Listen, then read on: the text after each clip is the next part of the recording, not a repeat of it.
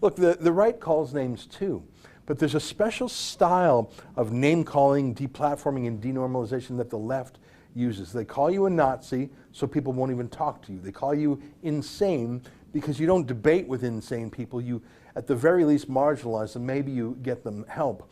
All these claims against Donald Trump's mind, well, he put them to rest, at least for serious people, by taking a cognitive test. That is a test to test his mind. Is he still with it? Has he gone mad? Is he getting too old? He took something called the Montreal Cognitive Test, and I have a couple of questions from it. I was looking at it myself. I think I could do okay on it. Maybe I should test myself because I have the odd Biden moment myself. Trump apparently got 30 out of 30, and it's questions like this. The words face, velvet, church, daisy, and red are read out to you, and you have to repeat them. And then 5 minutes later, after you answer a few other questions, you're asked to repeat them again. Did you remember them 5 minutes later? I think that's probably tougher than it sounds. Or you're read out these numbers, 2, 1, 8, 5, 4, say them in order, and then say 7, 4, 2, say them backwards. And there's little tricks like that, flipping things around in numbers and memory, and then come back and you know what? I mean, I would take that test, but I don't know if I'd get 30 out of 30. Trump did. They did this to Ronald Reagan too. Now it's true that in his final days he did have early stages of Alzheimer's disease. They did it to John McCain, the Republican candidate in 2008. I think it was particularly unfair against McCain. No one doubted that he was sharp. It's just that he was a prisoner of war in Vietnam and was so physically beat up, but they used that as an attempt to call him crazy. The left does that a lot to the right. And in Trump's case, I think he's got enormous mental stamina. And I say that not because he allegedly passed some cognitive test with 30 out of 30. I say that because, like you and like everyone in the world, I watch Donald Trump, and one of the things he does, much more than our own Justin Trudeau, for example, is he engages in fast, real-time, live national debates all the time with people who deeply hate him. I'm talking about his press conferences. Throughout the pandemic, we've seen Trump on his feet for up to 2 hours straight, going back and forth, mastering facts, parrying thrusts, for 2 hours with the likes of Jim Acosta of CNN. Donald Trump chooses his most hostile interlocutors. He doesn't hide from CNN.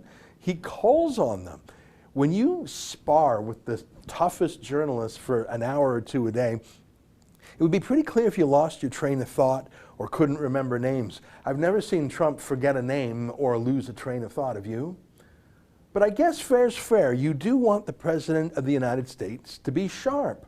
We don't want politicians to lie about their frail health, like some have in the past, including FDR. If it's fair for Donald Trump to ask these questions, and I say it is, I think the left overdoes it. I think the left demonizes it. But if those questions are fair for Donald Trump, are they fair for Joe Biden? And the answer, of course it's fair. And would you look at this new video comparing Joe Biden's mental acuity when he last ran in 2008, when he was running for vice president, versus today. Take a look at this and tell me, if you were a family member, would you intervene? Take a look.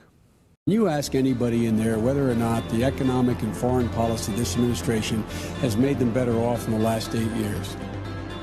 And in addition to that, we have to make sure that we are in a position that we can insure every single solitary kid.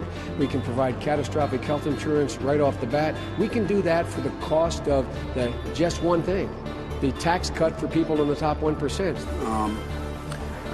And with I don't know. You got to give them to the people who are going to spend the money. You got to deal with making sure American companies can be competitive, have a health care plan that doesn't put them at a disadvantage when they compete overseas. You know, there's during World War II, where Roosevelt came up with a thing that was totally different than he called the.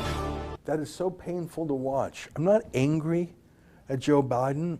I feel sad for him, like he's been a bullet loaded into a gun shot by someone else. Joe Biden is not his former self. I'm not saying he's crazy or insane. I'm not saying he has Alzheimer's. I'm saying he's gearing down. He's 10 years past his prime, and yet they're trotting him out as the man who would lead the most important country in the world in one of the most challenging times in the world.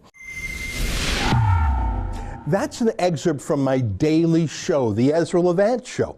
Every day I do a monologue on the news of the day, then I interview an interesting guest, and then I read my hate mail. You gotta subscribe. Go to RebelNews.com.